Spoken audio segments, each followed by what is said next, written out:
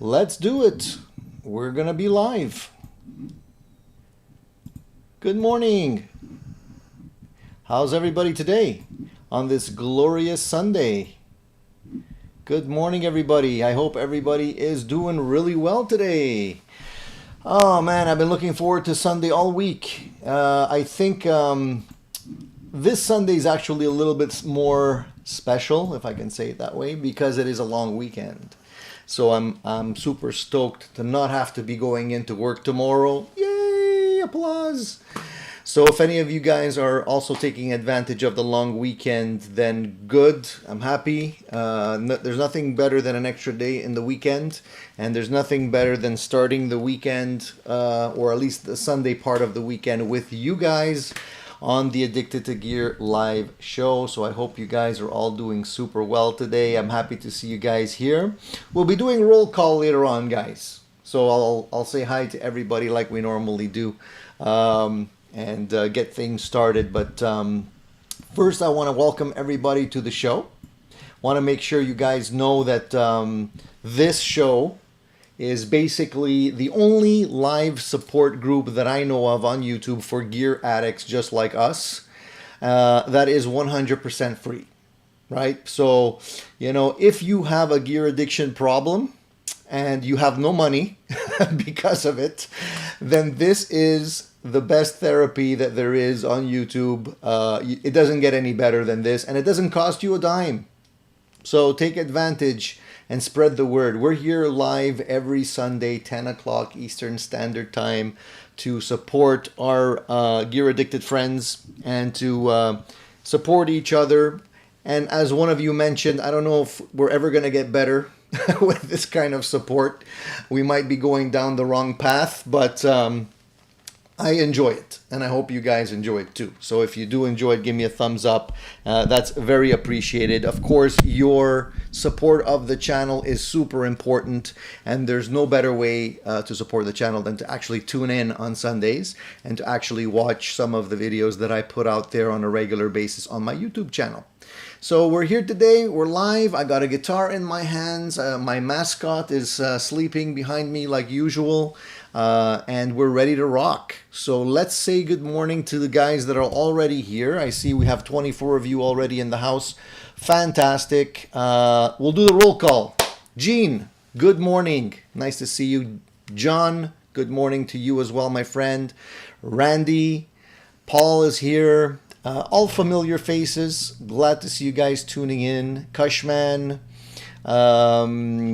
Let's see. I'm not gonna look at the questions right away. I'm just gonna say hi to everybody first.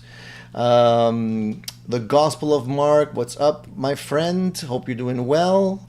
Leo's here. Nice to see you, buddy. Randy, we already said good morning to. We have Wayne.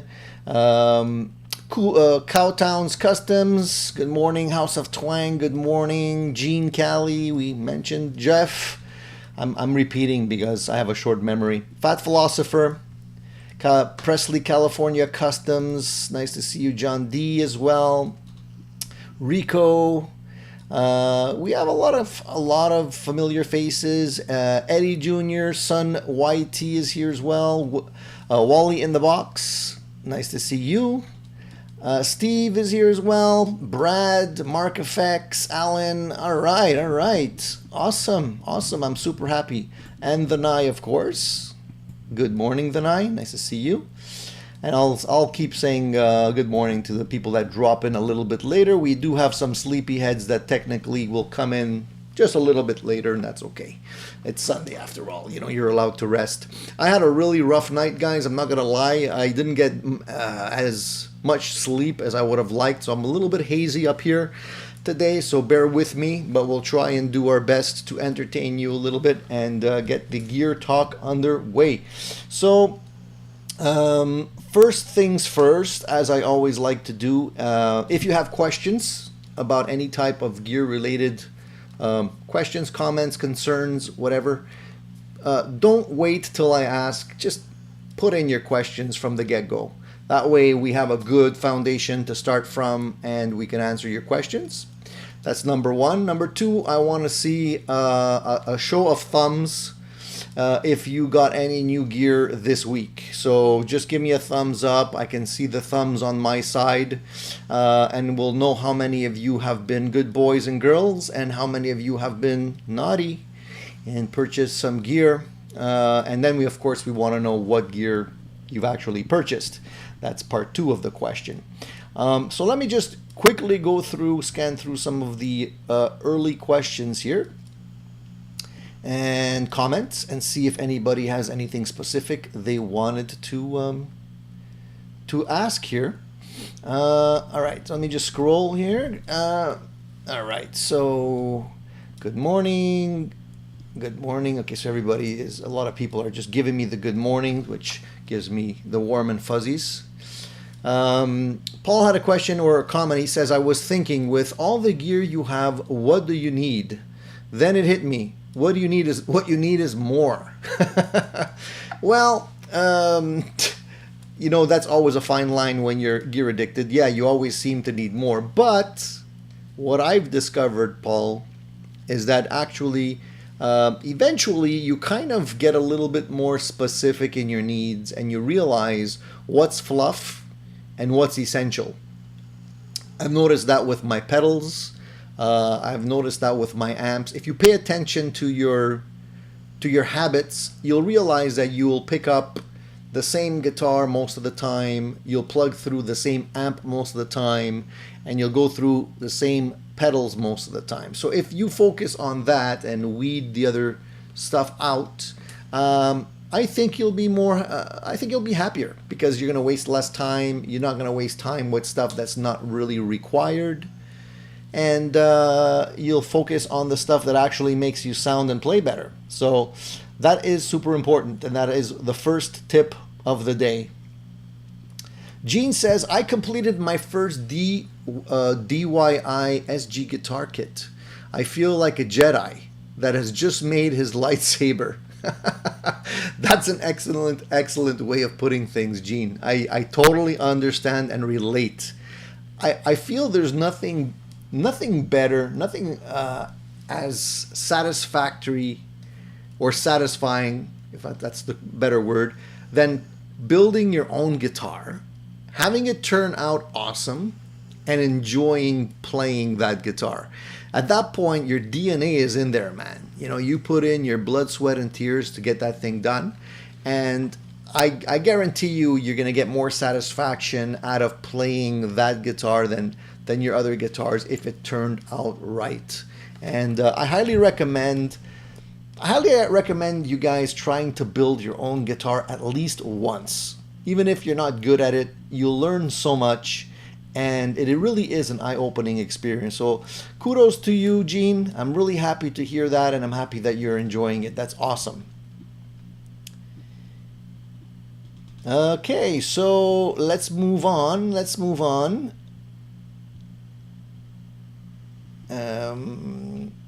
Let's see here. So Cushman says, I'm good. All healed up from back surgery. Awesome, Cushman. Glad to hear things are going well for you, buddy. Back surgery is definitely no fun. Obviously, back pain is even less fun. So hopefully, whatever the issue was with you, man, I hope you're going, you're having a straight, easy recovery. Take the time you need to get better, buddy. And I'm sure once everything is done and healed up, you'll be 100%. Good to hear that, man. That's good news. I'm happy everything turned out really well for you. Hey, Mark, what's up? Mark said, sup, guys? Another weekend of work. I'll have to duck in and out. Mark gives 110%. Not all on the same day. He spreads it out during the week. I'm just kidding, Mark. I'm just kidding. I know it's hard to balance work and gear addiction at the same time, but I'm happy that you're trying to at least participate a little bit. Just make sure you don't get fired along the way. You need to have a little R&R as well, right? And Mark says he bought a Les Paul this week. So Mark, I'm jumbling my words. You can tell. I need some water. I need some hydration. Mark bought a Les Paul this week. Mark has been pretty active in the last little while. I mean, look, you sold your Mesa amp, I remember. You bought a Silver Sky guitar, and now you bought a Les Paul. So Mark is on a rampage. Let's hear it from Mark. So Mark, give us the information, please. What kind of Les Paul did you end up buying? Was it a new one, a used one? What are the features? What does it look like? How do you like it? You know, give us the information you can, of course, while you're doing your work.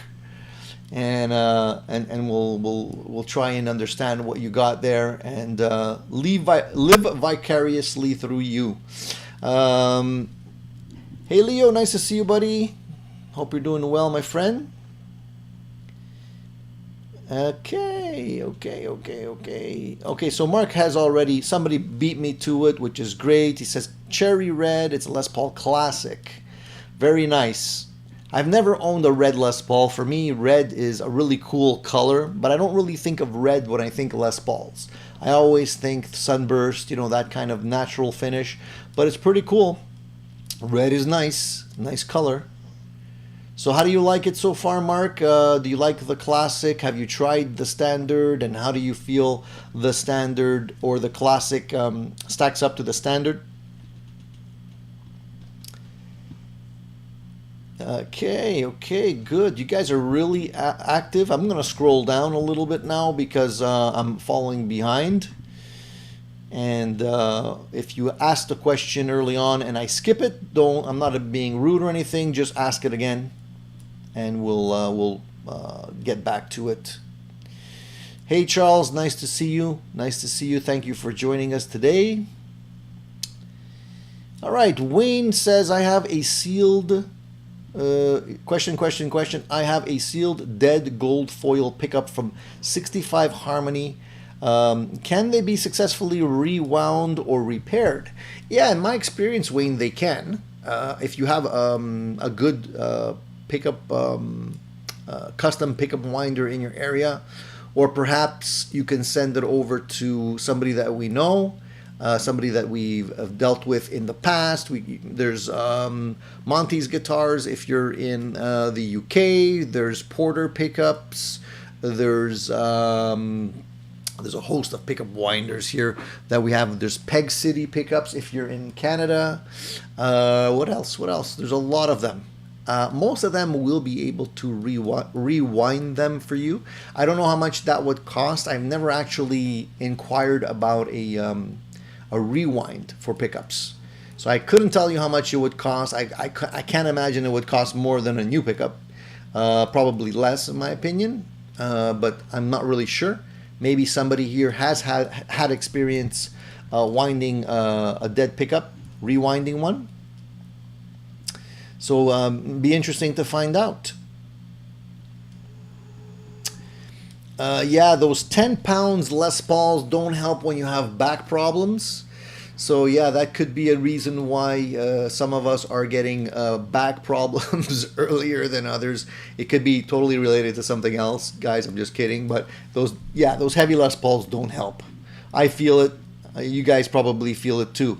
D-Max says, I played a Boss Metal Zone with a Boss Katana yesterday and it sounded great. A lot of versatile tone, shaping, and control with the pedal through the Katana almost EQ'd the amp better.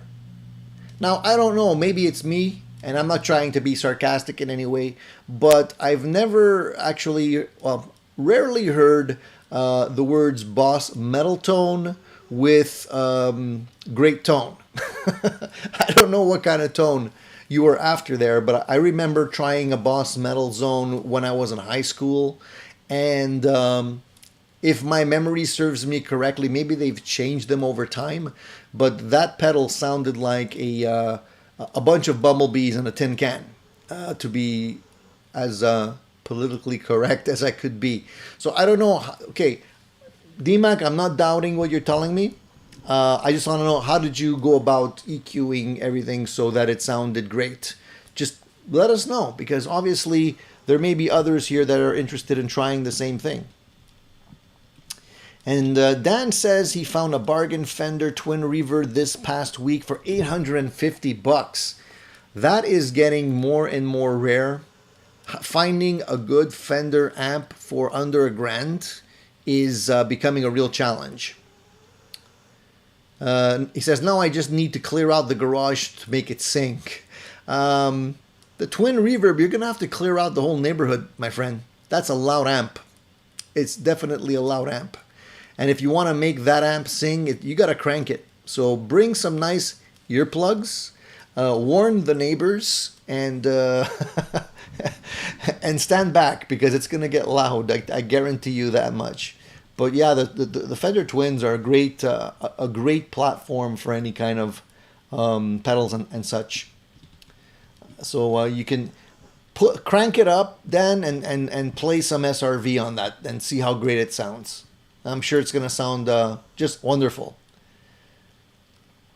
Fat Philosopher says, after 6 tries, I finally found a Les Paul I bonded with in February onto other guitars.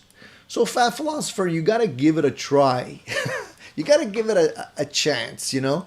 Fat Philosopher is buying and selling, which is not anything I'm going to ever put down. That's what we're all about here on this channel. But you gotta bond with the guitar and give it some time, and then enjoy what you got before you sell it and get something else. He's always looking for the next one. It's all good, man. It's all good. Davis Music says, volume on my Marshall TSL 100 drops when I engage the effects loop. Oh yeah, okay, interesting problem there. It drops substantially. Does it become almost quiet, Davis? Obviously, if you have the effects loop plugged in the wrong way, you're gonna get no sound. That's usually the first thing I would check. But why it drops? Is it just a subtle drop, Davis, or is it something like major, like almost quiet? Give us some symptoms that we can maybe look at and help you with there.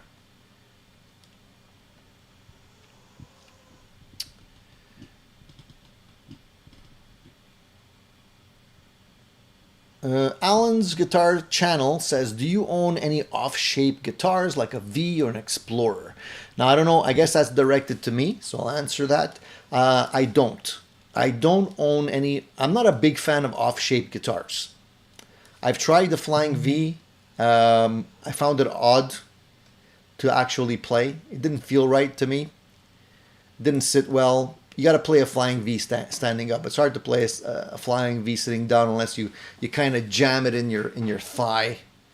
You know, do the scissor position, if you want to call it that, with it. So I didn't really. It's a cool guitar, but I just didn't really bond with it. I've tried Destroyer types guitars as well, which I find cool, but again, they're a little awkward in terms of the body shape and the way your forearm rests on it. Yeah,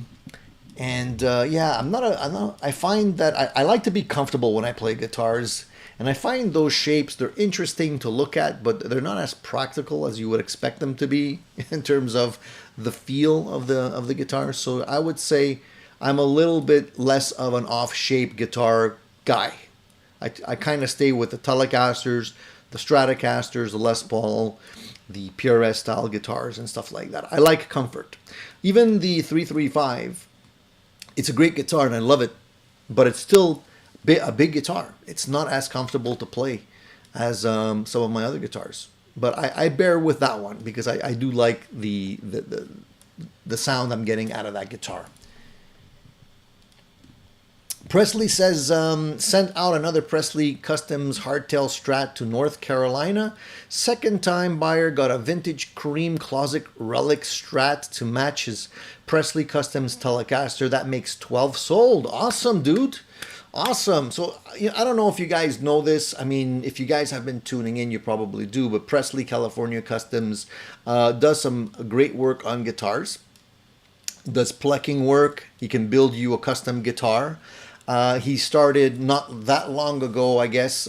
Presley, correct me if I'm wrong, but I remember you talking early on when I was doing the shows that you were getting started and getting underway.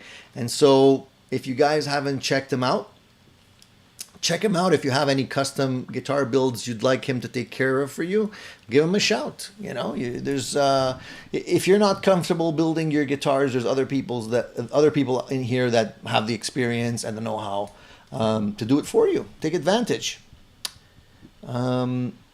And Paul says, I found a new old stock early 60s Harmony style gold foil for $23 USD about 6 years ago, just before old foils became more popular. Killer pickup for flat picking. So there you go. That's a nice find. You know, sometimes it's you get really lucky and you find that really niche thing that you're looking for not too much money, especially if it's one of these odd things that are not like common or as common as they once were. You can get them for a steal. So keep your eyes open for these deals. And Russell says, bah, just buy a Bassman 1200S and you only need you only need one 1200 watts and the 2 ohms. That's are we talking overkill now? Is that what we're talking, guys? Or he says, buy an old PV Firebird 700 and amaze your friends by slagging all the voice coils. Oh man, it's all you know, overkill. So Presley says rewinding a sealed pickup is very labor intensive, probably $400. Oh my God, really? I was off, and I was off big time. $400? That's a lot of money. Well, if it's that expensive, you might want to reconsider. I wouldn't necessarily spend that kind of money unless you really, really, really need that pickup. I would have thought it would be less expensive. Well, you can always ask around. You never know. Maybe somebody will be able to do it for a lot less than that. Fat Philosopher says, hey, Tony, Paul might have answered this, but do pickups need to be stored separately or can you keep them in the same box? I think that you can definitely keep them in the same box, but you don't want them to be touching. You know, like when they ship out pickups, they're usually in a box. They're usually in some kind of a foam container. You know, they put them in there side by side. I wouldn't necessarily see a problem with that, but what I do see a problem with is when people put them in a bag or something and they're like stuck together because the magnets are sticking them together. You don't want that. You don't want the magnets to get demagnetized in any way. So I would say if you're gonna put them in a box, make sure that they are separate. Maybe wrap some you know, some paper around them, some newspaper or something, just to keep them from sticking together. You should be okay. Okay. Let's scroll down a little more. Scroll down and see what other questions we have, if any. Dan says, House of Twang guy was selling the George Benson Hot Rod Deluxe as well for $500. Didn't ask why so cheap and didn't haggle. No, man. When you get deals like that, you don't ask too many questions. You just want to make sure there's nothing wrong with the amps and make sure that there was nothing blown on the motherboard, or if they are using motherboards. And of course, if they're older amplifiers, depending on the age, they might have to have a cap job done. But generally, once a cap job is done on an amp, you're good to go for another 25 years generally. And they will sound like $1 million. So, you know, you just want to make sure you don't end up with a lemon. You know, that's the only thing I would kind of question when I get a deal that seems to be too good to be true for the today's value of these amplifiers. Russell says, and this is responding to Fat Philosopher, I have a bunch of stuff built at Fujin which accidentally happened, but that's the way it worked out. The FGN flame is more like a Nags or Huber in carve than a Les Paul, but boy. Fat Philosopher said he had a Warlock once, terrible for sitting down. We're going back to the question of strange, odd shapes for guitars. And Davis says, with the effects level all the way up on the amp, there's a subtle volume drop when kicking in the effects. Okay, let's try and eliminate the issues, Davis. What I would try and do is I would try to, depending on what effects you're running into your effects loop, start off by just doing the logical thing, plug in one effects at a time, and see if the volume drop is still there. If it happens to go away, it might be one of the effects that is causing the volume to drop like that. Then you could just eliminate the effect. But you want to just try and just eliminate one thing at a time, simplify the chain, and see if you can narrow down what the problem is to one of the effects itself. If not, you want to see if it's consistently there. So just try different things in the effects loop and see. And perhaps there's just something wrong with the amp itself or the effects loop. But I would say it could be something else. It might be something else. Also, you want to try and eliminate the length of cables that you're using within the effects. If you're using really long cables, try different cables. Just process of elimination. That's where I would start. Hey, Billy Beers, nice to see you. How are you doing? Alan says, my Les Paul is actually a Heritage H140. Much thinner and lighter than a Gibson Les Paul. Feels more like an SG. That's not necessarily a bad thing, Alan, having a lighter guitar. Sometimes it's, just what the doctor ordered for your back. Let me tell you, I like to change things up, and sometimes I'll take a heavier guitar one rehearsal and I'll go with a lighter guitar. And definitely I feel it with the Les Pauls after 3 hours of standing up. You definitely feel it in the lower back, especially if you don't have a good strap and the position of the guitar is not in the right position. What I've noticed, and this is just me, and you can take it for what it's worth, but the position of the strap on the guitar has a lot to do with how your back feels at the end of 3 hours. I feel like when your guitar is a little bit higher up, so you're putting more weight on the upper body, your back needs to work a little bit more. If you put it a little bit lower down, I'm not talking Jimmy Page down all the way to your knee, but if you put it a little bit lower down, I feel having the guitar sort of below the center of gravity tends to put less weight on your back. So try that out if you guys are having any back issues. Leo says, I remember waking up in tears before my lumbar fusion. Then about a month after, I was skipping down the street, clicking my heels in the air. Yeah, there's probably nothing worse than back pain. And Leo, my heart goes out to you. It's a very scary thing to have any kind of surgery, especially back surgery. But yeah, if it makes your life better once you have the surgery, the pain is worth it. And I'm sure that in no time at all, he'll be clicking his heels in the air as well. Gene says, Phil McKnight says, your earth screams comfort heaven. Art, whatever. Yeah, this guitar is very comfortable. It is. I gotta say, the back, the carve, having a Telecaster with a carve tummy tuck, and the way the heel is chamfered and everything. I like it. It's a great guitar. I have it on a. The reason why I have it on clean is because some of you don't like me playing dirty all the time, so what I did is I just put a clean patch right now, and the reason for that, actually, I forgot to mention why I'm actually holding this guitar. Let's get to the guitar. I did a review on this guitar, and it is a really great guitar for the money. I always hate putting in for the money.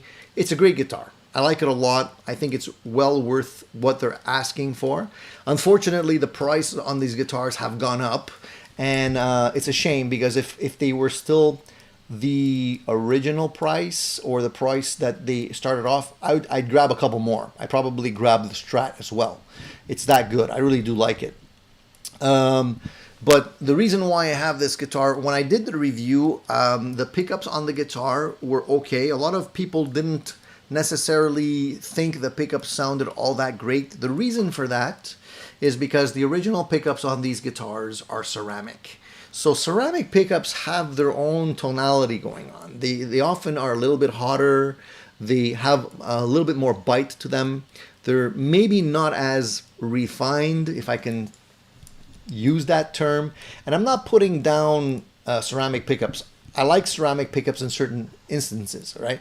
But a lot of people felt that they were a little bit too feedbacky. So I decided to take one for the team and try upgrading the pickups. So I actually did that yesterday. I took out the original pickups in this guitar. These are not the original pickups anymore. Big surprise. I'm sure you guys are totally surprised by that, since I do that almost on all of my guitars. And I actually got a set of these build your own guitar pickups, which I didn't really try. I never tried before. I really had no clue what they sound like. But I took a chance and I got a set of a Vortex. You can see here, Vortex. They're not that expensive. And the great thing about these pickups are that they seem to be well made. And if you guys are interested, I actually videotaped the entire thing. It's a long video, but it's recorded in real time, and I actually recorded the pickup swap. And if you guys are interested in how I did that and you want to see the gut shots of these specific guitars, tune in. I'll probably post that video tomorrow at some point, maybe in the morning.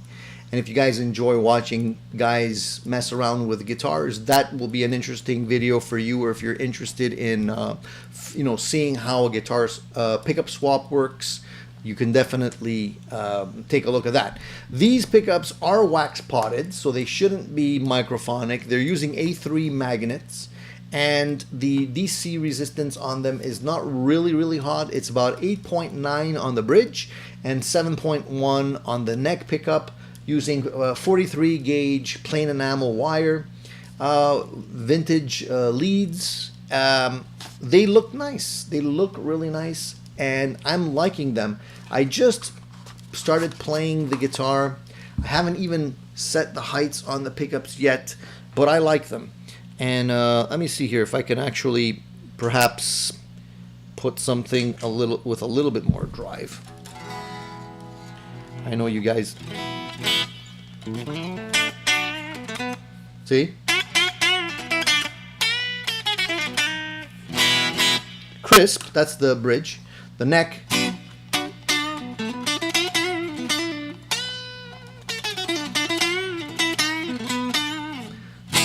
Not overly bassy. Again, they're not dialed in. And the middle position.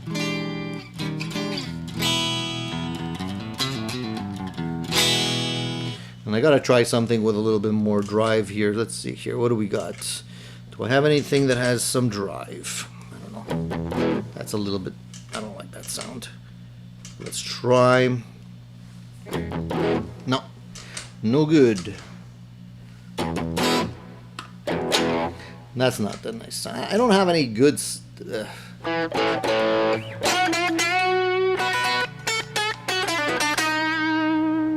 don't know if it's...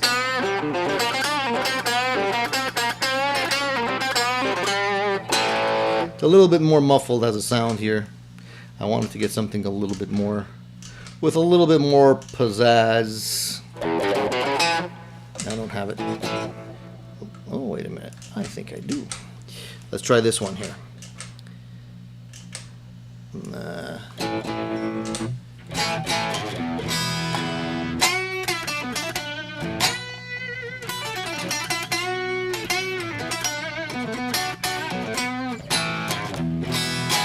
Now, if you're not going to get the full dynamics on a multi-effects or anything like that, but I'm gonna do I'll do a comparison video for you guys playing through an actual amp mic'd up so you can get the real feel. It's gonna be something that you'll be able to notice a lot easier if I do it that way.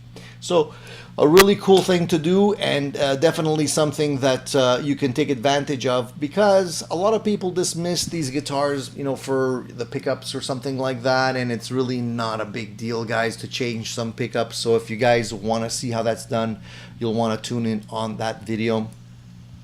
Let's see here. Let's see, comments. Russell says, I finally got that Bogner Alchemist twin I've been waiting for like 3 years.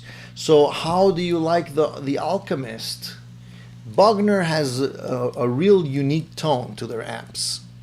From what I've seen, Russell, I've only tried the Shiva, and it's an interesting amplifier for sure. But it's kind of doing its own thing. It's not necessarily a Marshall. It's not necessarily, you know, emulating any other amps. So definitely you have to like that kind of sound. It's almost like an Orange, you know, like the Orange has its own thing going. The Bogner has the same thing happening. And Russell also says, ended up with a bunch of old Bugera clones, and I'm excited to tear them apart. Why do you want to tear them apart? But it's cool to be able to mess around inside the amps and see how things are working, and maybe you can make things better. Are you trying any kind of mods on those amps? I don't know how moddable they are, Russell. Some of them tend to be easier to mod than others. Interesting. I don't know enough about amplifiers to mess around in an amp without killing myself, so I leave that to someone else.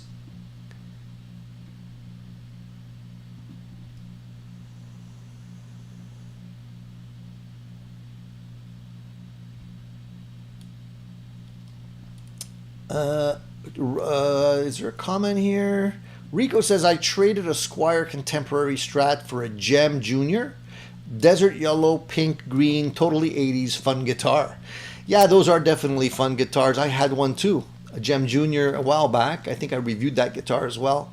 It wasn't a bad guitar, you know. If you like the Ibanez feel, definitely an interesting guitar. You can totally mod that guitar to your heart's content. Desert yellow, pink, and green is definitely an 80s color scheme, if you ask me. But that's pretty cool. Rock the 80s. It's all good. You gotta scratch that 80s itch every once in a while. You can tell, you know, look at my tiger striped Kramer Beretta Special there. That's definitely 80s, if you ask me. You need at least one of those. John D says, Tony, remember last week I told you my Keeley compressor sustainer pedal was noisy? Well, I found out why. I had it plugged into the wrong spot, had it in a 12 volt instead of a 9, so once I changed it, no more noise. John, I was actually thinking of you just the other day also, because I was plugging in some pedals that I was trying out, and I randomly took one of the power supply cables, and I run higher voltage too on some of my pedals. So sometimes when I take one of those out and I plug it in randomly, I hope it's a 9 volt, but sometimes it could be a 12 or something else. So I notice some of my pedals will not work if I plug in anything other than a 9 volt. And yes, pedals will definitely be way noisier if you're not plugging into the right power source. I noticed those with the Flamma pedals. The Flamma pedals definitely need to have the right power source, otherwise they become super noisy. So yeah, I wanted to remember to tell you that. I'm glad you brought it up, John, because that is definitely one of the things you want to look at first.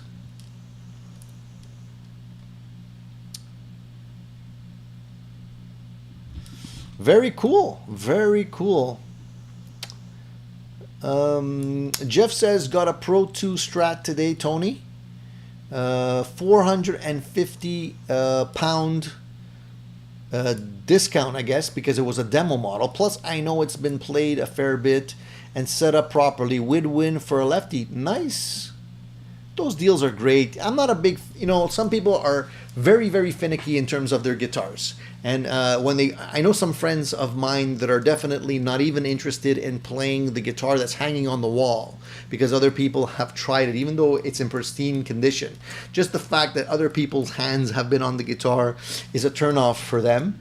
And, they'll ask if there's another guitar somewhere in the back. There rarely are, so then you have to order something. But I think that's a little extreme. I don't mind other people playing the guitars that is on the wall. I mean, you have to try it. Of course, some guitar shops are better than others in terms of like watching people. So you do get some guitars that are missing, like switch knobs, and they're scratched already and stuff like that. That's something that I'm not interested in. I definitely don't want to buy a guitar that has a visible defect. But yeah, sometimes if you can fandangle a discount out of them, you might be willing to live with that scratch and, walk out with more money in your pocket. John D says, Big Friday, Tony. Sold one of my Epi 59 and Blues Junior. Bought a Vox AC15 C1 and long time wanting PRS CE24 in gorgeous vintage cherry. Awesome, John. Awesome. I think that's a nice upgrade. Definitely. I think you're going to like that guitar, and a great combo. AC15, sorry, and the PRS. That's a sweet combo. So I guess you're going to be spending the entire weekend and part of the week playing the new stuff, I guess, enjoying it. Very cool. Congrats. Congratulations on that. Fat Philosopher says, Tony, not having any luck with my Floyd. It drops flat after 5 minutes of playing. All right, Fat Philosopher. It's time to get serious with this thing now. All right, so the first thing there's a few things you want to check on a Floyd, definitely, that can cause this problem. All right, number one, you want to make sure that your locking nut is indeed not moving. So take off the actual string clamps, move the strings out of the way, make sure those screws that are holding the bottom of the locking nut down on the fretboard are cranked in and tight and they're not moving in any way. Put the strings back on. Look at the base plate of the locking nut. See if there's any grooves that are in there, because sometimes if it's an older guitar and there's grooves that have been like pounded in through tightening the clamps, the strings might still be moving. So you want to see and make sure that there's no visible grooves. Then put the clamps back on the strings. Tune everything to pitch. Make sure your little fine tuners here are in the middle position. Tune everything to pitch. Lock it down very, very tight. You want to make sure nothing's moving. All right. And then you're going to do the fine tuning on this side. Now, if it's still going out of tune, it could also be that the knife edges that are the place where your bridge is touching the posts are used up. You can check that out by taking off the strings, taking off the bridge, looking at the edge of the knife edges. And if there's any kind of divots or dents or anything that looks like squished up metal, that will also stop the bridge from returning to the proper position. So you want to make sure you're not having anything like that. You can often see those in less expensive Floyd copy bridges that you are using inferior type metals. That will sometimes happen. You also want to make sure that your bridge is floating nicely. So it's not necessarily up like this. It's not down like that. It's floating perpendicular to the top of your guitar. If it is not in the proper position, you have to adjust the springs in the back, so you have to loosen up the screws that are holding the strings until it's floating nice and even. And if you do all that, you should have a better luck with the Floyd. But it is a trial and error type thing, and it does require a lot of time. And this is why I said I kind of avoid Floyds most of the time, except for my Frankenstrat and my the other guitar that I have here. Those definitely required a Floyd for the look and feel of the guitar. But on most of my other guitars, I kind of simplify things, and I kind of stay away from the Floyds. If you can't get a real Floyd, a good Floyd, then you gotta live with these things. You can always upgrade your Floyd if it's a Floyd special or something like that. You can put in a Goto. You can get a German-made Floyd if it's a guitar that you really like and you want to keep for a long time. You definitely want to try and get the best Floyd you can afford in there to be able to enjoy the guitar. All right, I hope that helps. Try it out. Let us know. Yeah, the other thing, Eddie brings up a good point. The strings can't be touching or rubbing or anything. And I had some guitars that had exactly that issue where the bridge block was a little too short, so the strings were kind of going over the carve in the back of the guitar and just minutely touching part of the wood, and that will throw things out of whack. A Floyd is a floating system. It needs to float freely and it has to be in balance, otherwise it won't work properly. So that's a cool problem. I'm sure we'll be able to resolve it, but you might have to do a little bit of MacGyvering with it to get it to work. But yeah, they're tricky. Of course, if you've changed the strings, Fat Philosopher, you know the strings have to be stretched out, right? It's going to drop quite a bit until the strings are stretched out.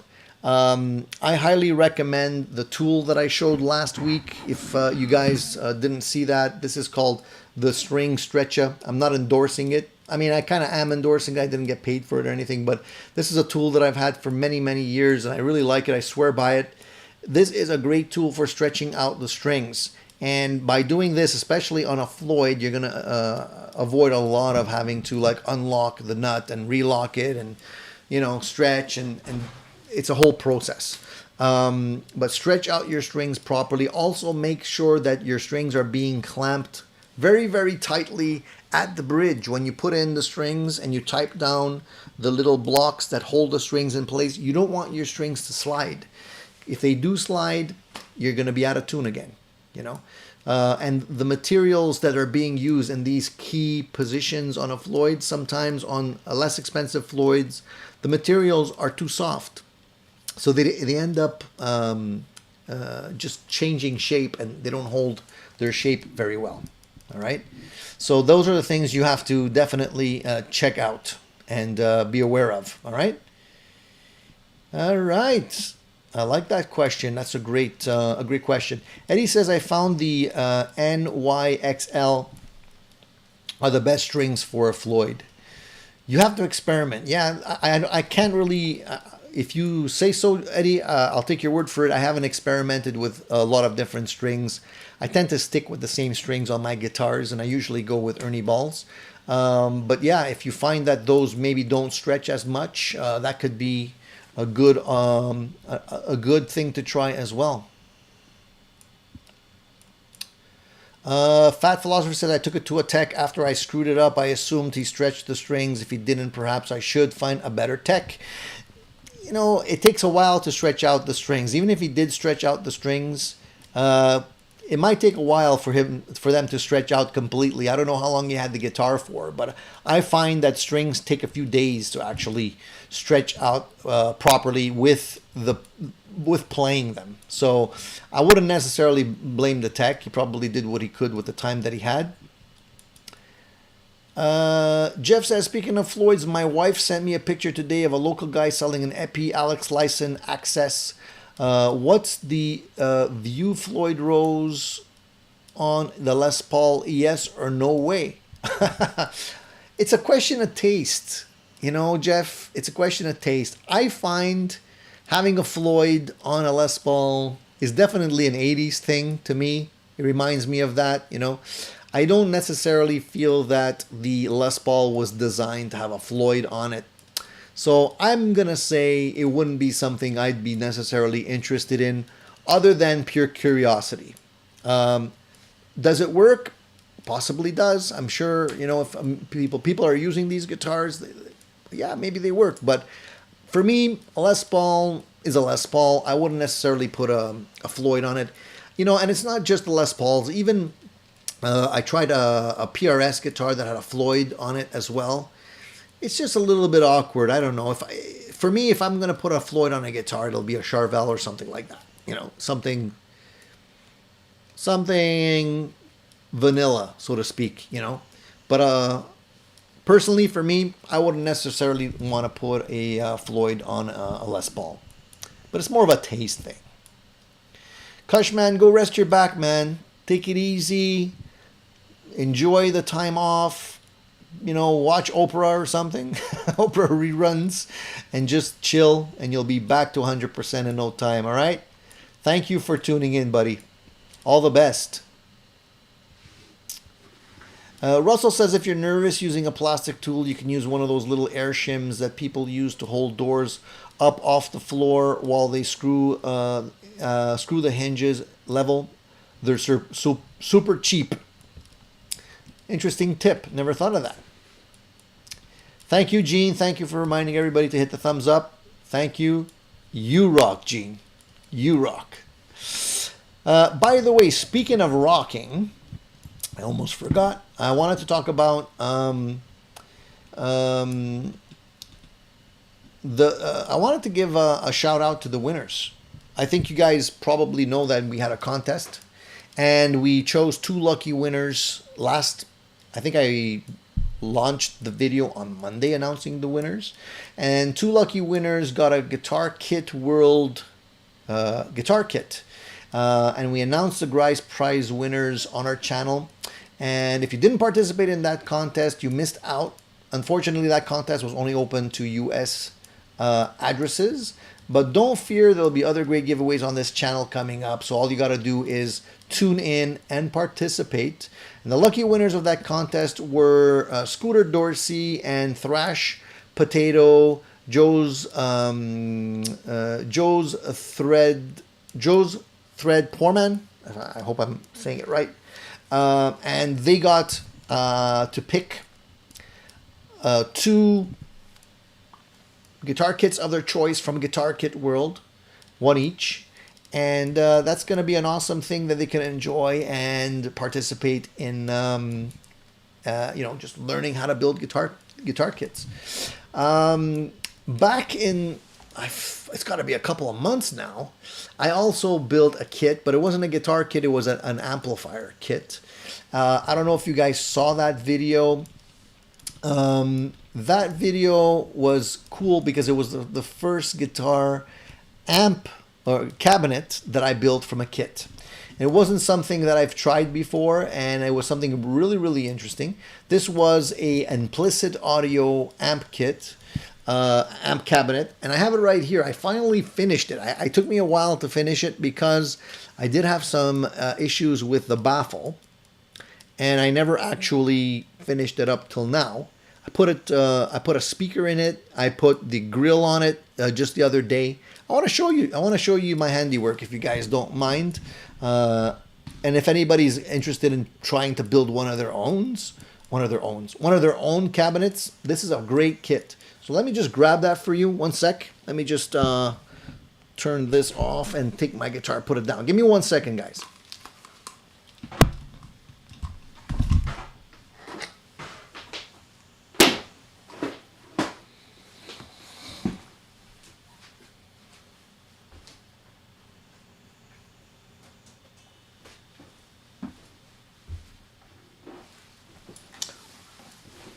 Oh, this is heavy. Holy mackerel. This is pretty heavy. All right, let me just get something out of the way here. So I don't know if you guys have tried this on your own, but this is the cabinet. As you can see, it came out pretty good. It's heavy, especially heavy since I put a new speaker in it. Oh, let me put a, so, oh, this is a Celestion speaker that I put in this. It's a G12M, and it's 65 watts, 8 ohms, 75 hertz, and basically works really nicely in this cabinet. The issue I had with it though, and it's not necessarily a design issue per se, but I wanted to use this really nice grill. This is sort of like, what do they call this? There's a special name for this grill. Anyways, it's basket weave type grill. These grills are pretty thick, so when you're trying to fit it over the baffle and putting it in, you need to leave at least, I guess, almost like a 1/4 inch all the way around. And because the tolerances on these pieces were so tight, I think they were more geared to the standard fabric, not the this type of grill. So I had to actually route it out and make it a little bit smaller and put it in there.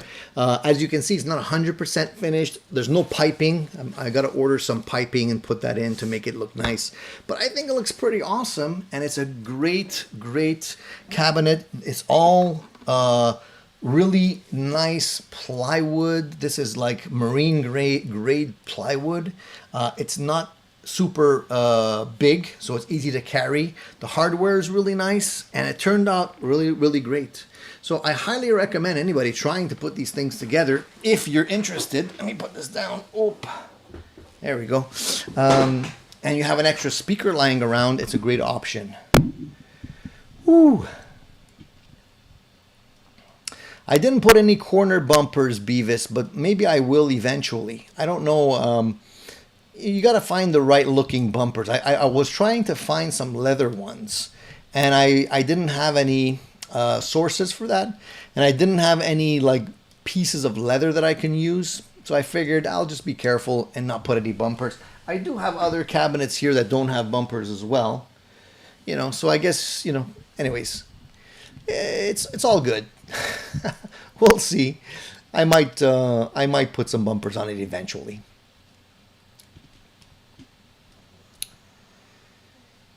Yeah, the woven grills I find just look nice or nicer, Russell. There's no nameplate on it. I would love to get like an Addicted to Gear logo made as a badge, an emblem, and put it on there. But I don't know of any places that do that. Perhaps I can find one. Would be cool. Leo says, look into a guitar with a roasted caramelized neck on your next FR. Fat Philosopher may make all the difference. So Leo, I guess you're alluding to the fact that maybe it's the neck that's moving a little bit too much. Interesting. I hadn't thought of that. But yeah, everything within the neck, the nut and the bridge definitely work as a mechanism. So if the neck is moving, Fat Philosopher, just out of curiosity, try tightening the neck bolts on your neck, just to see if they're cranked down properly. Cool Tune says that cab would match my 20-watt tweed head. Yeah, I wanted to put a fancier cover on it, something with a pattern, but this is what I had for now, so I figured I'd go with that. Eventually, if it gets beat up, I'll recover it.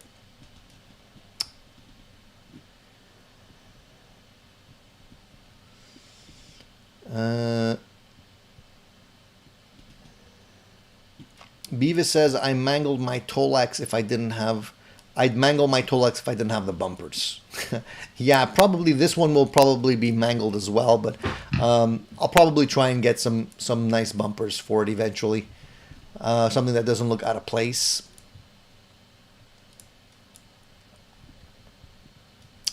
Beyond that, guys, I had some sad news.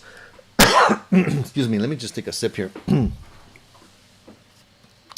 Need some water.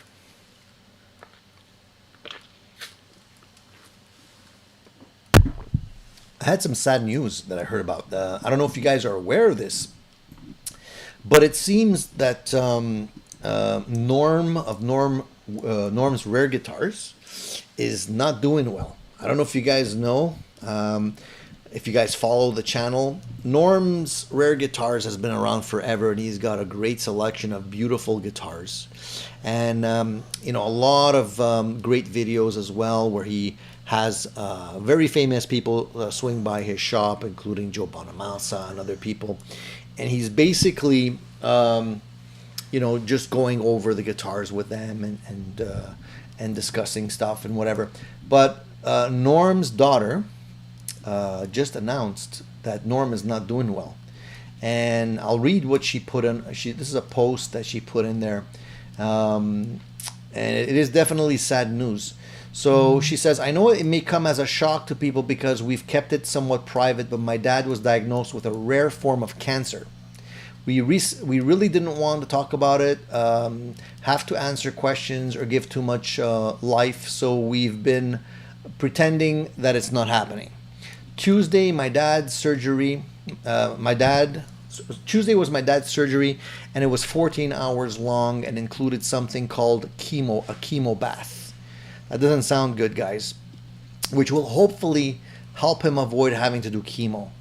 On top of everything he's been through with the surgery, 2 nights later, he had a widowmaker heart attack. I don't know if you guys know what that is, but that is not good news. My poor mom is drained. We both are. We just feel helpless and overwhelmed. When my dad is awake and in pain, he likes it when we brush his hair, rub his feet. It's the only thing we can do aside from just being there with him to relieve his anxiety. I'm hoping that people don't take this the wrong way, but we can't really handle all the phone calls and texts. We're just trying to get through each day at the moment. So this came as a shock when I read this. I didn't know, and I don't know how many people actually know this. My thoughts and heart goes out to him and the family. Dealing with cancer is a devastating thing to have to do. Having an operation like that, 14 hours long, and then having a stroke, heart attack, that is not good, especially when your body is already weak. So I don't know what else to say beyond I hope and I wish Norm speedy recovery. I hope everything goes really well for him. My prayers and thoughts go out to him. Cancer is a bitch. I know that firsthand, and I'm sure a lot of you do as well. The only thing I could say, and if maybe somebody from his family is watching, they should definitely reach out to Professor Thomas Seyfried. He has some amazing data on eliminating cancers by eliminating glutamine and glucose, which is the fuel that cancer cells live on. And he's been doing a lot of research on that kind of stuff, and he's been talking about that and saying how, you basically remove the food source and the cancers die, and he's been seeing a lot of good results with those experiments.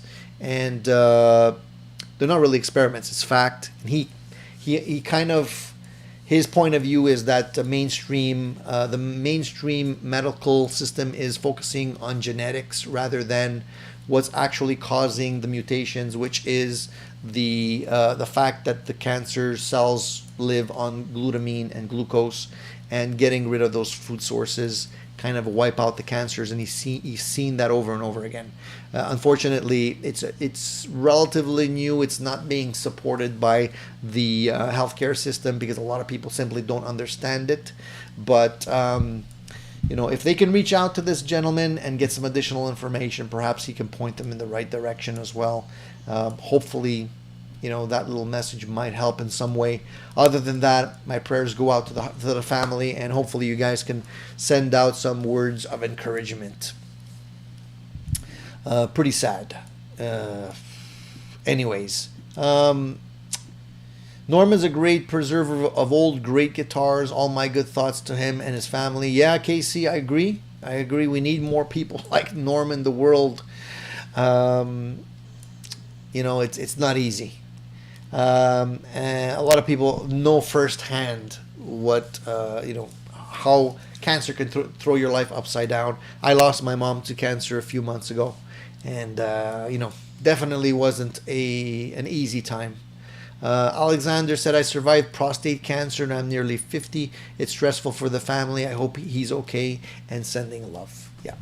And the medical bills, of course, in the States. Yeah. And Russell said, I was wondering why Norm was emptying his archives. And yep, my dad had a widowmaker, ended up with a quad bypass. Yeah, I mean, it's you know, you never know what life has in store for you guys, right? You got to just kind of like take it one day at a time. But early detection is the key. Alexander, I agree with you. Thankfully, stuff like prostate cancer in men seems to, depending on the type, seems to be something that is quite treatable if it's caught early. But it's still stressful. It's still stressful. Prayers to Norm. Alan's Guitar Channel says 100% spot on about the sugar glucose. My mother passed away of cancer in 2019. My condolences. And her doctor said the same thing. Cut out the sugar. It feeds the cancer cells. Generally, guys, we should all be cutting out sugar. You can't really cut out the glutamine because it's produced through other ways beyond sugar. It's a fermentation process. But there are drugs, and this doctor is experimenting with diet and drugs. The diet to cut sugar out of your diet, and the glutamine. There's medications that will cut the glutamine production in your body, so you basically starve the cancer. And if you do that, you basically kill the cancer. There's actually one fellow that he. I'm going on a tangent here. I know this has nothing to do with gear, but I just feel it's important to put this out there because it might help some of you guys or somebody in your family or even Norm indirectly. But there was a fellow that he was that speaks about this technique. He was diagnosed with stage 4 cancer. The doctors told him there was nothing else to do. Basically, just keep him comfortable with the pills till the end. That was all they could offer this guy. He wouldn't take it as an option, a viable option. He did his research. He eventually contacted this fellow. He did a 40-day fast, this guy. He didn't eat anything for 40 days except for liquids. And the cancer died. He from stage 4. This guy's still alive today. And he's still preaching the benefits of doing this. So getting rid of sugar from your diet not only will reverse, this guy had like diabetes, he was heavily overweight, he had other health issues. He basically did a 40-day complete 100% fast and is still around to talk about it. So that's amazing to me. So definitely you want to cut the sugar. We definitely have too much sugar in our diets everywhere in the world, and sugar is technically a poison. If you have any type of possibility of getting cancer, that's definitely the last thing you want to put in your body. All right, that's enough of that. Let's continue talking about gear, and let's switch over to something a little bit more positive. And one of the things also I noticed this last week, thank you Madaxman66 says, big fan of your channel and contact. Thank you very much. Appreciate that. That's what really keeps the channel going. You know, it's guys giving the support. And Fat Philosopher says, he who dies with the most guitars wins. I don't know if that's a win, but yeah. Anyways, we'll see. Eddie says, my mom's 80. She changed her diet and cured her leukemia. Yeah. I'm a big believer in the diet and how much diet actually affects what's going on in your body. It's got to. You know, you're putting stuff in your body every day. Unfortunately, we don't really pay attention sometimes. But yeah, just think of it. It definitely, fasting, intermediate fasting, definitely brings you into ketosis. Ketosis is another way of tricking your body into using fat as opposed to using sugar as the main source. You'll definitely lose weight. You'll definitely be healthier. And you'll definitely have more energy, believe it or not. It's hard to believe that, but it is. It's true. And it also increases your body's efficiency in clearing out cells that are not good or dead or dying or damaged. Your body is a very efficient machine and knows what to do to keep it going. And when you starve your body like that, it jumps into a survival mode, which basically will use anything that is not necessarily key for your survival and devour it, including cancers. That's basically the theory behind all of this stuff. So check out the doctor that I mentioned, watch some of his videos, it'll make things a lot clearer. All right, guys, the other thing I wanted to say is there has been some really cool things happening with some new launches. I noticed that Blackstar recently announced their new amp, which is called the St. James. Interesting. It was interesting because they're a little different. These are 50-watt valve amps that they've put out. There's two of them. One is more like Vox style. The other one is more higher gain Marshall style. And these amps are available in an EL34 version as well as a 6L6 model that has a little bit higher gain. They're popping up all over the place right now on YouTube. So I guess they're doing a big blitz trying to announce these amps. And the funny thing is that they're marketing these amplifiers as the world's lightest 50-watt valve amp. So we were talking about people that have back pain earlier and how, you know, obviously carrying less weight can help. So it's cool that they're light, but I don't know why they're actually focusing on the weight aspect, because for me, yeah, you know, having a light amp is good, but it's not necessarily the only thing that I'm going to be looking at. I mean, if I have a light amp and it doesn't sound very good, I'd still go with a heavier amp, right? But anyways, that's part of their pitch. The thing that I find is even more interesting about these amplifiers, and a lot of people haven't even brought it up, there's only a couple of videos that I've seen that were talking about this, is the fact that these amps do have an interesting feature because they have a DSP section which allows you to drive a line out into a reactive load, which is then passes through this a cabinet emulator type of thing for various different options of sounds. So basically you can get the amp, in a nutshell, you can get this amp to sound like it's going through variations of cabinets and microphones and speakers for room simulations. So it's a way you can actually play this amplifier and simulate going through a cabinet without necessarily having the volume. And for somebody like me that's doing review videos of gear and whatnot, having something that's quiet and allows me to do this and sound good and real would be really amazing. Now these amplifiers are still going for about $1,000 or so. I haven't tried one of these amps in a real life situation. I'd love to get my hands on one to do a review for you guys. Seems like it's a really interesting piece of gear. I do have my Jared James Nichols combo amplifier that I still use and enjoy every day. I know a lot of people don't necessarily like Blackstar amps. I think it's has to do more with the fact of how they're put together and the fact that they're not easy to work on, because if you look at the boards inside these things, they're built more like a stereo system as opposed to a vintage amplifier that you can go in there with a soldering iron and tweak and make mods. It's not easy to do on these amplifiers. So I think because of that, a lot of people don't like them, but I find that they're doing some interesting things.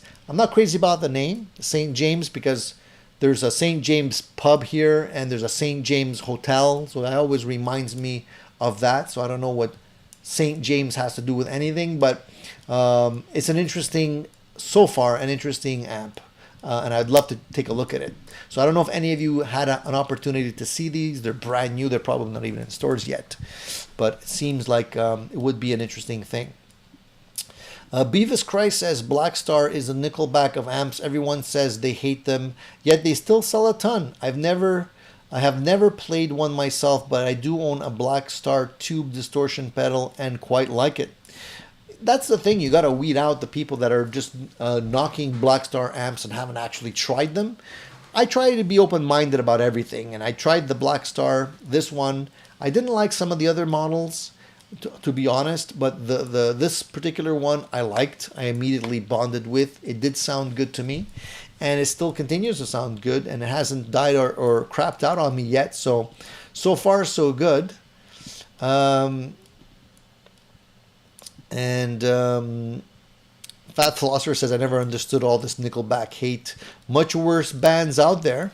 True. I find it's just something that once you have a bad reputation for some reason, people jump on the bandwagon. You know what I mean? It's kind of like this Amber Heard, Johnny Depp scenario where I haven't come across that many positive posts on Amber Heard. It's just bashing. So I'm wondering how much of that is just jumping on the bandwagon. Russell says, and since I discovered generic tube Prez, and then Synergy came out with all the branded preamps and its owner and its power cabinet designed with Bruce Egnator. Sorry, I missed the first part of that, Russell. Try and go back. There's a lot of... Russell's been posting a lot here. I got to go back. I missed quite a bit. Presley says they're doing the power switching, so lighter transformers. Yeah, these amps technically go from 50 watts to, I believe, 2 watts. And that's another great feature because, a lot of us don't need the big power anymore. But it's good to have the 50 watts if you want to take these amps live. But it's also great to have like a 5 watt or a 2 watt version when you're playing at home.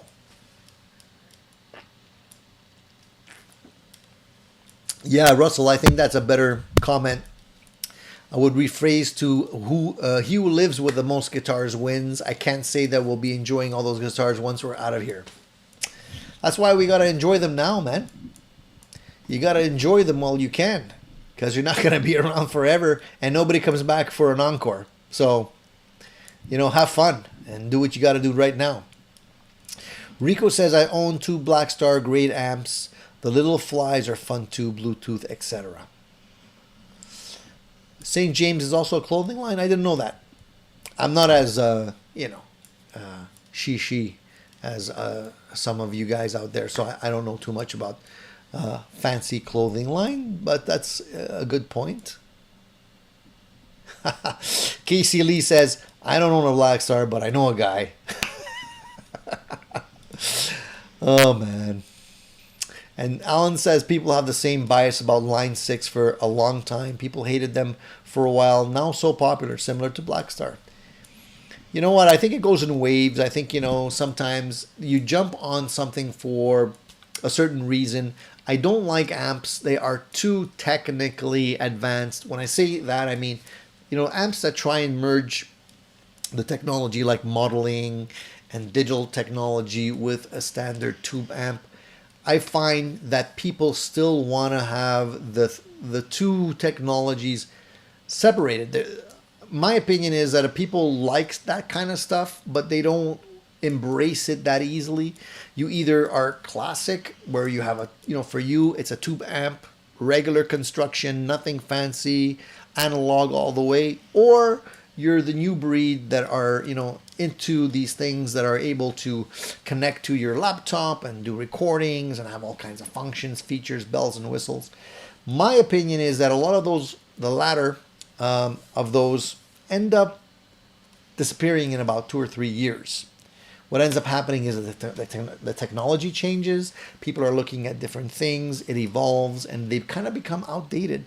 And then you're stuck with them. Nobody wants them after that, So in my opinion, I like that kind of stuff, but at the same time, if I'm going to go technology, I'm going to go full technology, like a fractal. If I'm going to go vintage, I'm going to go, classic, where it's a regular amp. That I can go in there with a soldering iron and fix. That's my opinion, and I think I'm not far off. I think a lot of people kind of feel that way as well. I could be totally wrong, but that's my opinion. And it's the same kind of thing with the new Fender amps that are these Tone Master amps that are kind of that are not tube driven, they're transistor driven. Those are a little bit easier to swallow because there's always been transistor type amplifiers. There'll continue to be. They're not doing the digital modeling thing within those amps, which is a little bit better or easier to kind of deal with. But yeah, it's it is what it is. I think guitarists are a strange breed. They want something new, but they don't want to give up the old stuff, you know. Steve says, I had a Blackstar Sonnet 60 Blonde, and it's a great acoustic amp. The Blackstar interface is really good too. I know it's one of those things. I think it's just, I don't know. Paul says the new Blackstar 50 watt super lightweight is killer, impressive. 2 model 6L6 Fender-ish. Actually, the 6L6 is, I think they call it more of a Vox style amp, and the EL34 is the Marshall. That's, yeah, basically what I said earlier on, Paul. Yeah.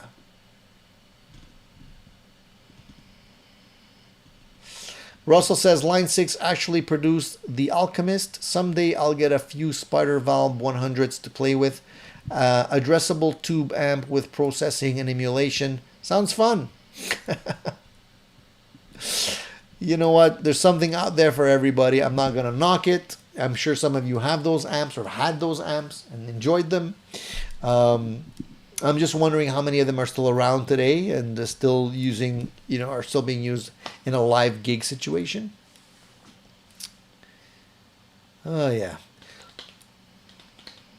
Leo has an interesting comment. He says here that the Abbott family erected a metal fence around Vinny and Dime's graves not too long ago. Interesting. Why is that? Sorry, I missed the beginning part of that.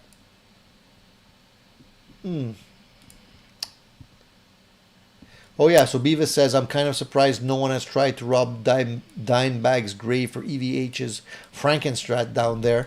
I'm wondering if, he did put it in there, and I'm wondering if it's still in there. That would be nasty.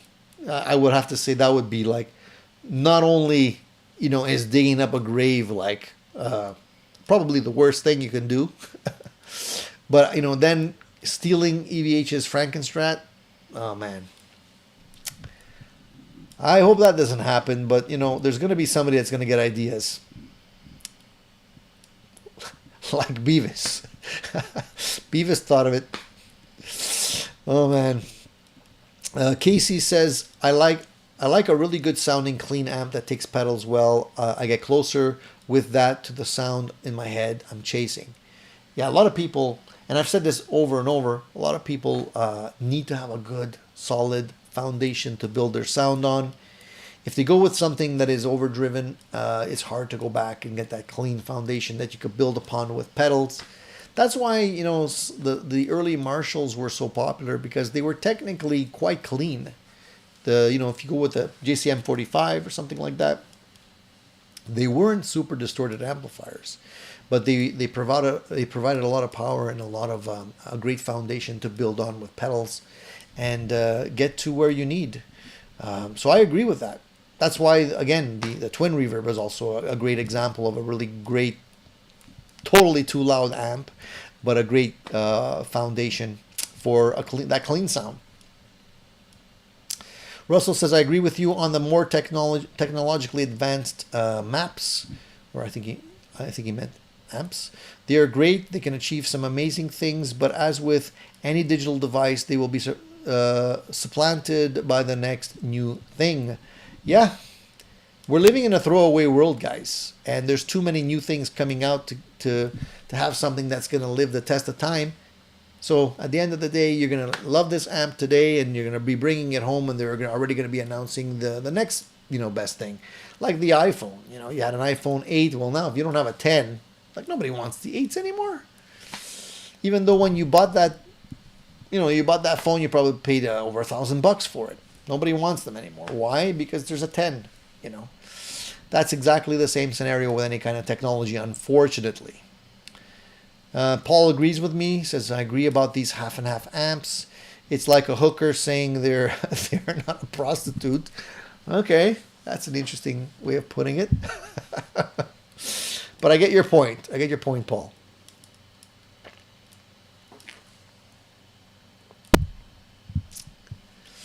Beavis says Bumblebee is a Frankenstrat, just not the Frankenstrat. Yeah, exactly. It was the Bumblebee that he put in there, apparently. I don't know if they actually did bury him with that. That's what the urban legend says, that he was buried with that amp. I don't know if he put it in there. Maybe they took it out. I don't know. I wasn't there. But that's what the old saying is. Um, and Alan says that's what Satch said about Marshalls. He used them clean and put a pedal in front of them. Yeah, a lot of amps are great for that, you know. Just start with that clean platform and you can tweak it and really get the tonality you want. But you can't go backwards. When an amp is already dirty, it's too late. You can't clean it up. Gene says the Amish are driving the vehicle of the future. Yeah. I have a feeling that Gene is not far off. I have a feeling that we're getting so saturated with technology that a lot of younger people now seem to be going back, you know. They seem to be wanting to go back to getting their hands in the dirt, planting their own food and crops, supplementing their family with homegrown nutrients. And I think that's fantastic. I really applaud that. And I hope we do get back to simpler times because, guys, let's face it, before the internet, before cell phones, I'm talking like an old guy now, but those were the best times. Think about it. You would go to a concert, you would save up to buy an album, you wouldn't just be able to stream things, you had to actually work, save, take the bus, go to the store, make sure they had the particular album you were looking for, or CD you were looking for, put down your hard-earned cash, take it, you know, go back to your house on that hour-long bus ride, looking at the album, looking at the artwork, finally get home, rip off the plastic, put it on your record player, sit down and listen to it and listen to the whole thing. You know, not just one song or part of a song, the whole thing. And the same thing when you went to a concert, you know. There wasn't 6,000 other YouTube videos showing you exactly what you were going to get at that concert the night before. You were saving up. You had those tickets in your hands for months before you went to the concert. You didn't know what you were going to get, but you were excited. It was a huge event. You went there. You weren't recording everything with your cell phone. You were sitting there absorbing the music, absorbing other things in the air also at the time, but enjoying every single ounce of it. And I think, unfortunately, the technology today is gypping us of those great moments, and we're just totally distracted by too many things to be able to actually focus on one specific thing and enjoy it 100%, you know. And this is just me talking as an old guy here. Hopefully there's some young guys out there that, I don't know if you're going to even understand what I'm saying, because you don't know till you're there. You know, you have to experience it. Our social media was hanging out with our friends. Our social media was playing at the park or taking our bike and going and meet our friends and just doing something and getting into trouble together, you know. Totally different thing. The human aspect has been stripped out of it, unfortunately, because companies want to be able to monetize everything that we're doing today. And I'm all for going a little bit backwards and getting back to something that's a little bit more human. So that was my vent for today. I'm done. I had to say it. I just had to say it. All right. Leo says, yeah, then Grover Jackson took over Charvel and started selling copies of the B without permission, pissed Eddie EVH off royally. Okay. So we're still talking about the Bumblebee. All right, cool. Yeah, Wayne, I remember when somebody said, here, here's a quarter, call someone. Actually, I remember when it was 10 cents. It wasn't even a quarter. I remember I could ride the bus for a dime. That was a long time ago.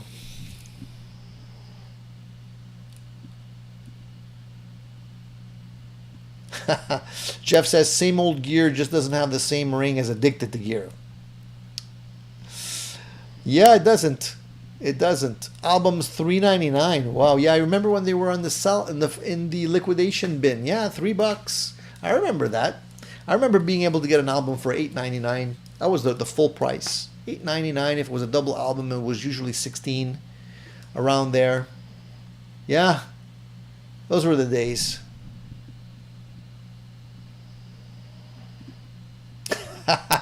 They were great times until you had no change for the payphone. Yeah, exactly. Fat Philosopher says there are some young Japanese that are obsessed with Telecasters. What's wrong with that? Nothing wrong with that. I love Telecasters. Yeah, you know, it's like people want the next best thing. Exactly right, Eddie. You know, they want the next best thing, but they want their guitars to be vintage. There's a lot of things that have happened. I'm not knocking all of technology. There's a lot of things that have happened over the years that are good, and there's great improvements to the way guitars are being made, the materials being used. You know, there are good guitars being made today, and they're taking advantage of the technology to produce something that is way better. But yeah, the people still love the vintage stuff. Even though some of those vintage guitars are barely playable, they fetch a lot of money.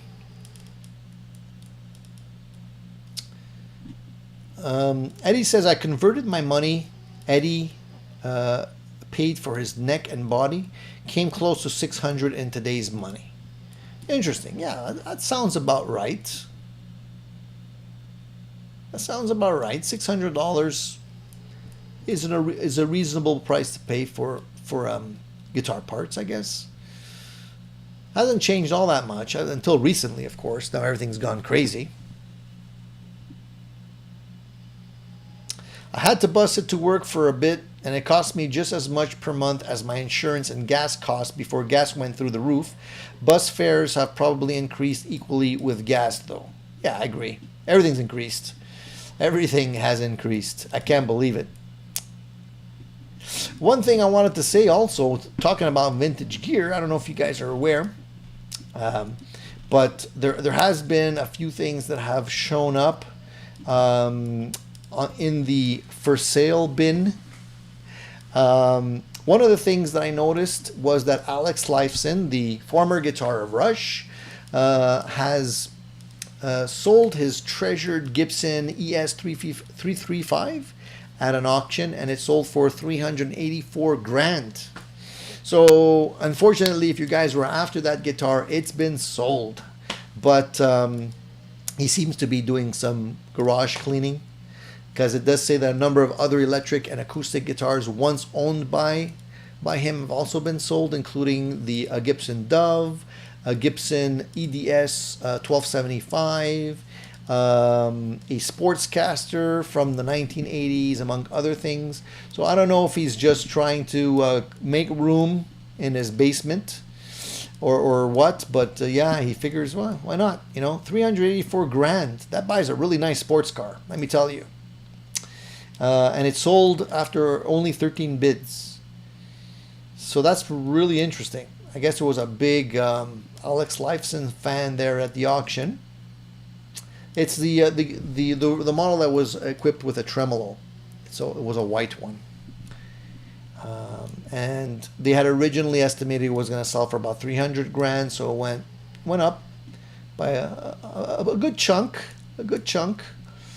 So that somebody's walking around with this really nice guitar, $380,000. I don't know how people can afford all this stuff. I guess it's an investment. Who knows? Not sure who bought it. I don't think they mentioned who who it was purchased by. But yeah, just so if you're curious, the Gibson Dove was sold for $128,000 That could buy a lot of pedals. Excuse me.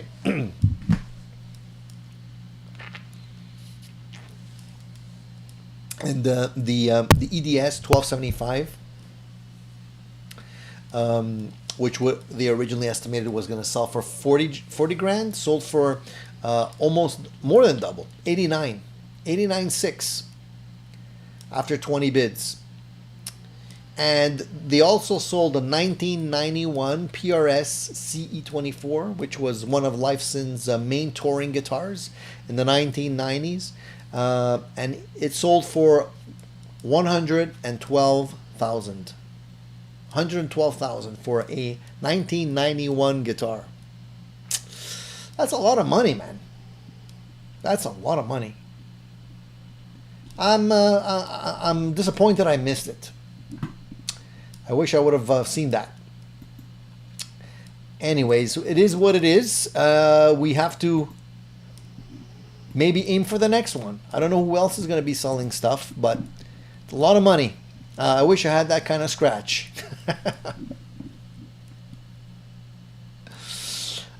Yeah, the 380,000 was the 335.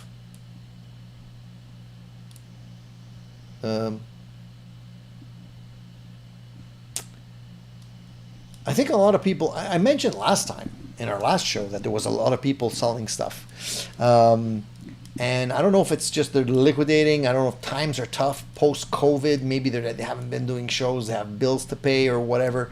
But, you know, I mean, Alex Lyson is retired, so maybe that's going into his retirement fund. But I've seen some other musicians doing the same thing. Case in point, I believe there was also mention of another guitar being sold recently. Let me see here. If yeah, this is the one I was trying to remember, was the broken Oasis guitar auctioned off. This is Noel Gallagher's red Gibson, which was also damaged, by the way, because apparently there was some backstage scuffle with his brother Liam, and it got damaged. Anyways, this guitar sold at a Paris auction not long ago for 325,000 pounds. So it's not dollars, it's pounds. That's a lot of money. That's a lot of money. And I'm not even an Oasis fan. And it was a damaged guitar. So I don't know who picked this one up. But I guess the reason why it sold for that much money also is because it is a snapshot of sort of what was going on in that band at that time with the arguments and whatnot. So you have this guitar owned by a famous musician that is also damaged, so has scars on it that kind of captures a moment in the history of music. So I guess that could come into play. But again, they started the bidding at 150,000. They estimated that it could reach up to 500,000, so it didn't actually reach that goal. But hey, it's still a lot of money, man. Still a lot of money. But there was a lot of other things sold at the auction as well. You know, there was I think a vinyl record signed by both Jimi Hendrix and French singer Johnny Hallyday that sold for about 10,000 pounds. You know, for a record, it's a lot of money. So yeah, there's still people out there that have cash to blow. Not me, unfortunately, but hey, if you got it, might as well spend it. You can't take it with you. Pretty interesting.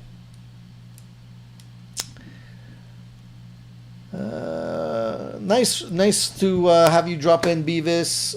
Got to get my dad on his way. No issues. Take care of your dad. Thank you for stopping in. There's thoughts on EMG Hot 70s retroactive pickups. Have you ever tried one?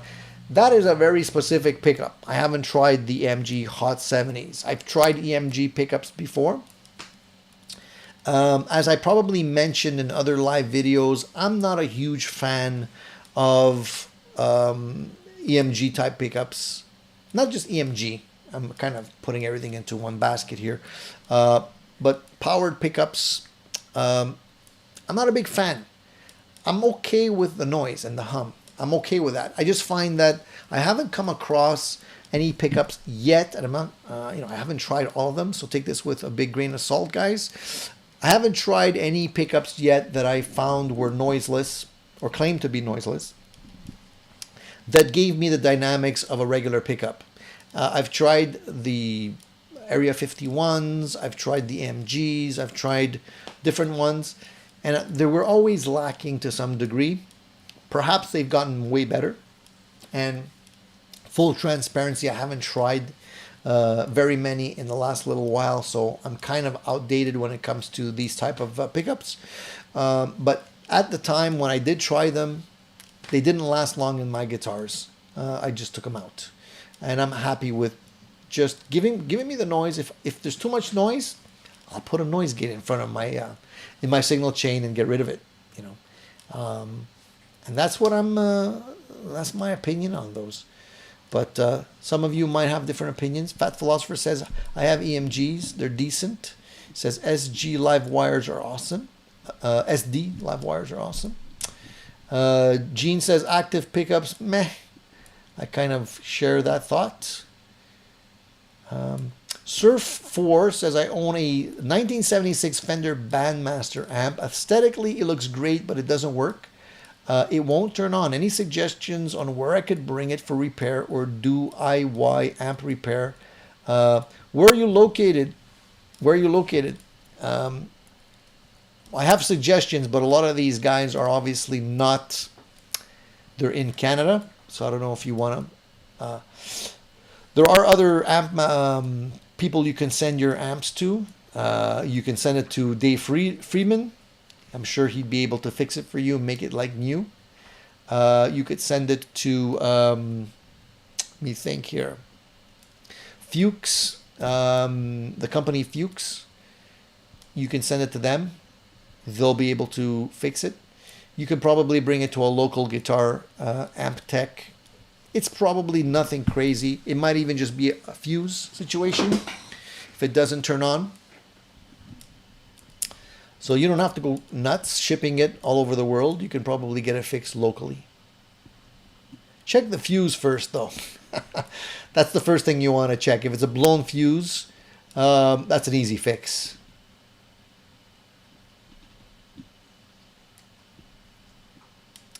Dan says ESP Japan guitars pair great with actives, others not so much. Casey says I like the hot wound Seymour Duncans better than a powered pickup. And Surf 4 is in Massachusetts. So I don't have anybody specifically in Massachusetts, but you can, I'm sure you can bring it to your local guitar shop. They probably have guys that will be able to fix that for you without spending too much money. But check the fuse first.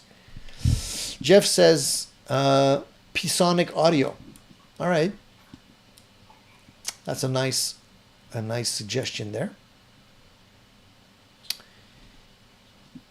Fat Philosopher says Seymour Duncan live wires sound incredible. In my opinion, they should be more popular.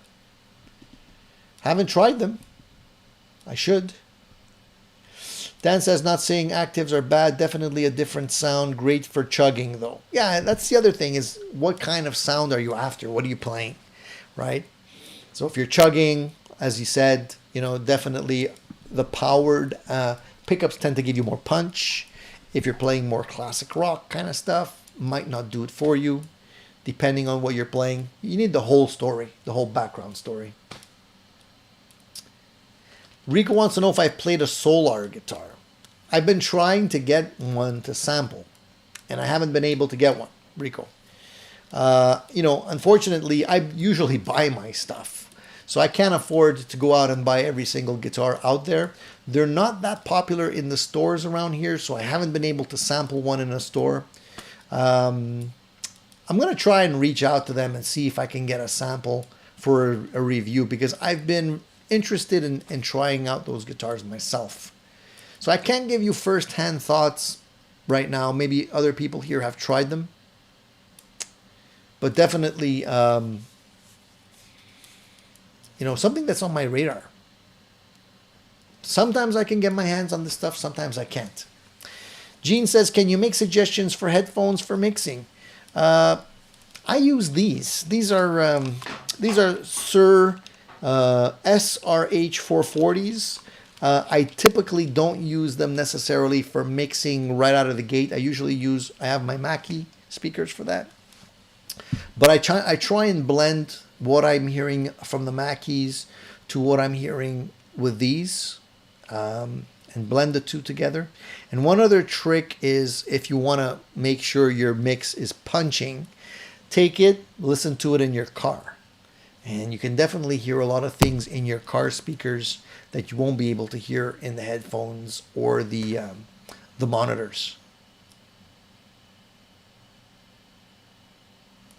Gene says, large headsets fatigue me or make me feel like I'm underwater. Yeah, well, that's the thing, you know, like a lot of the if you're going to be getting a set of headphones for mixing, they have to be flat. If they're boosted in any way in the highs or the lows or the mids, they're not going to do you any favors. So you want to have something that is relatively flat. If you have the open cans, there probably are better ones than these, way better for mixing. But, you know, on a budget, I tend to go with these. Yeah, you know, you gotta shop around. You gotta see. There's a lot of good websites that will review headphones specifically, and I think they also talk about great headphones for mixing. So you might want to check out some of those resources that can probably point you in a better direction than I can with the limited time that I have here. I need to vent, guys. I need to vent. The reason I need to vent is because my poor dog, this is just something I want to throw out there. If you guys are dog owners, you know what I'm talking about. My poor dog, I noticed that she had an issue with her ear. I suspected an ear infection. So she's 13 years old. You know, she's not a spring chicken or anything like that. And I have a vet that's been treating her since she was a puppy. Unfortunately, this vet wasn't available. She was booked up with a long weekend coming around. I figured I'd take my dog to the vet. So I didn't want to make her spend another week, you know, with an ear that was bothering her. So I went to a new vet in the area. This vet costed over $400 for the visit. And I don't know if you're like me, but I calculate expenditures by what I could have bought with that money. So for me, that $400 basically costed me like a Strymon reverb unit. You know what I mean? That's how I gauge how much I'm spending. Now, I don't mind spending money on my dog. I love my dog. She's here with me all the time. 13 years old. I hope she lives another 13 years. But the thing is, when did like a vet visit for an ear infection become $400? You know what I mean? It's super crazy. It's just nuts. So I walked out of there. I knew I was going to get raped because whenever you walk into a place for the first time, they're all over you. You know, oh, your dog needs this and that and the other thing. And I'm like, easy. I just came here for the ear, you know. Anyways, $400. I have to say, like, it hurt. It hurt the pocketbook. My dog knew better than I did because when I tried to walk in with the dog, she wouldn't have it. She was like putting on the brakes. I'm not going in there. No way you're getting me in there. The previous vet is a lot easier. She typically walks in okay. She's a little reluctant to walk in. But this vet was like, you're not getting me in there. There was something about it. So maybe she knew how much we were going to get charged. Anyways, it is what it is. But yeah, it hurt. Definitely hurt. Jeff says, Status Audio CB1, great headphones, good price on Amazon. Amazon as used by Pete Thorne. There's a nice suggestion there. This is what I love about our a group of people that tune in on a regular basis. They're always willing to jump in with some advice, and that is really appreciated.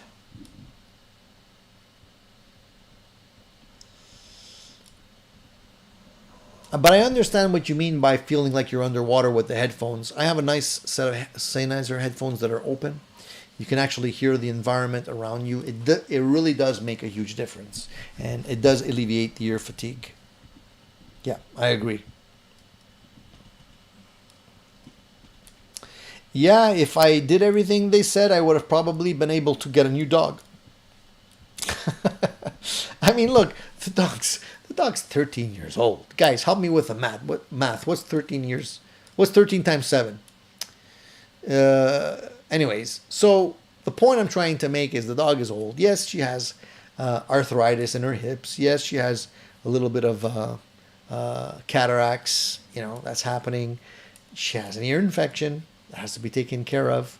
They're talking about doing shots and the dentist thing, putting her to sleep to clean her teeth and all this kind of stuff. I'm like, the dog's 13 years old. Let's keep her happy. Let's keep her comfortable. I'll give her the omega-3s, and I'll give her supplements for her hips. Definitely want her to feel okay. But I can tell that she's getting up there. When I get to 91, I'm probably going to be in worse condition than she is. I can tell things are getting a little bit harder for her in terms of her hips, because she's kind of not wanting to follow me up the stairs and down the stairs as much anymore. Sometimes it's funny and sad at the same time. When I go up the stairs, she'll just stay at the bottom of the stairs and just double bark, saying, hey, are you coming back down? Do I have to really come up there? And I noticed a couple of times she also will stumble on the stairs because of her eyes. So I have to make sure in the evening the lights on, so she can tell, she can see where she's going. But she's 91, guys. You gotta keep them happy as long as you can. All right. John says, laughing out loud, I don't believe that formula. If your dog is 20 years, that means 140 years old in humans. Come on. It's just that they age quicker. Their lifespan is shorter. That's the difference. When you're 13 years old, 13 is not 13 for them. 13, because they don't live long. It's the equivalent as if they were in their 90s. Yeah. So that's that. Anyways, I had to vent. I appreciate you guys giving me the opportunity to vent. So guys, I've been talking for almost 2 hours. Where has the time gone? It's just flown by. I think I'm going to have to wrap it up, guys. I appreciate all of you guys stopping in today, Sunday. Live chat with you guys is always a pleasure. This is why I can talk for 2 hours straight and not realize that it's been 2 hours. But I really appreciate you guys stopping in like usual, spending some time with me on Addicted to Gear. If you've visited only the first time today, please make it a habit. We're here every Sunday, 10 o'clock Eastern Standard Time. You know where to find us. Plus, we put new videos out every week. There's going to be a new one probably popping out tomorrow, and there'll be a few other ones. Give me a thumbs up if you want to support the channel, guys, because that is one of the main ways you can do it. Obviously, you can do super chats. You can also buy some swag. But the main thing is to tune in and to provide the thumbs up and the feedback. And this is the most important thing, having a conversation with you guys. So I want to thank each and every one of you that dropped in today for spending some time with me. It was a great pleasure, and I hope we can do it again next Sunday. See you all. Stay safe. Enjoy your gear, and we'll have more stuff to talk about next Sunday. See you then.